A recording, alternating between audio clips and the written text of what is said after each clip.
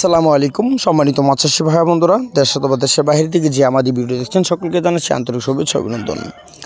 আজকে এই ভিডিওটি আলোচনা করব 200 থেকে 250 পিস কেজিতে থাই জাতীয় পাঙ্গাস মাছের পোনা নিয়ে। যে মাছগুলো দেখতে পাচ্ছেন এগুলো হলো 2024 সালে নতুন থাই জাতীয় পাঙ্গাস মাছের পোনা।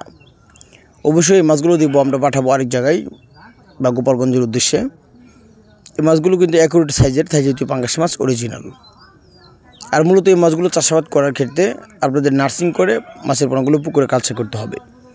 আর যে সকল চাষির পুকুর ছোটো থাকে সেই চাষিরা সরাসরিভাবে পুকুরে কালচার করতে পারে।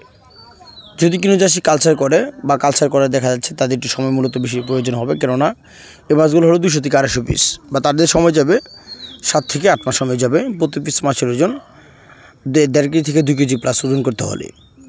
আর যদি কিনে চাষে 8টা থেকে 10 অথবা কেজিতে 4টা থেকে 5 সালের সময় মাছের পোনা ছাড়া বা কেজিতে 100 পিস, ওই মাছের সময় কম লাগে, খুবই কম লাগে। কেননা মাছগুলো খুব সুন্দর সাইজে থাই জাতীয় পাঙ্গাস মাছের পোনা নিরালা।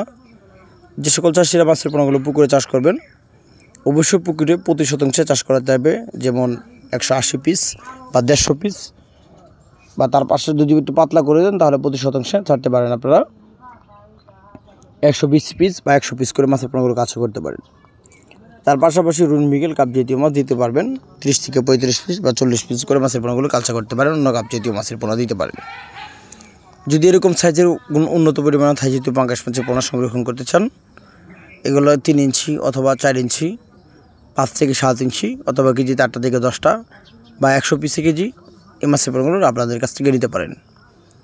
তো এখন যে মাছগুলো দেখতে পাচ্ছেন এগুলো কেজিতে হলো 80 পিস বা তার থেকে বড় সাইজের মাছের পোনাগুলো। এরকম গুণগত মাছের পোনা অথবা মাছের রেণু পোনা, সকল ধরনের মাছের চাষ পদ্ধতি অথবা মাছের রেণু পোনা আপনারা আমাদের কাছ থেকে নিতে পারেন। আমাদের এখান থেকে সারা বাংলাদেশের যে কোনো স্থানে মাছের পোনাগুলো হোম ডেলিভারির মাধ্যমে বিক্রি করে থাকি।